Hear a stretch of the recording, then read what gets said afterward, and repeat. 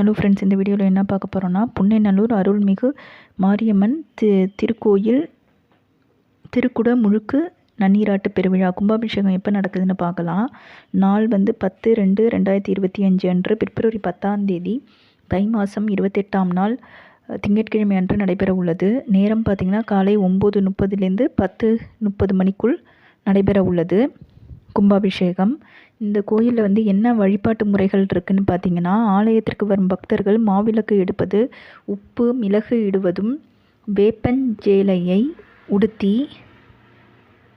அக்னி சட்டி எடுப்பதும், கோயில் தீர்த்தமான வெள்ள குளத்தில் வெள்ளம் வாங்கி போடுவதும் பக்தர்களால் செய்யப்படுகின்றது.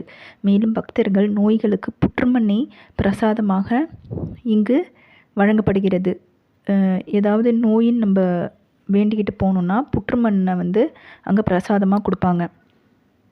அந்த 10ஆம் தேதி நம்மளால் போக முடியலன்னா 48 நாள் மண்டால அபிஷேகம் நடக்கும். அந்த 48 நாளில் ஒரு நாள் நம்ம போனோன்னா அந்த கும்பாபிஷேகத்துக்கு போன பலன் நம்மளுக்கு கிடைக்கும்.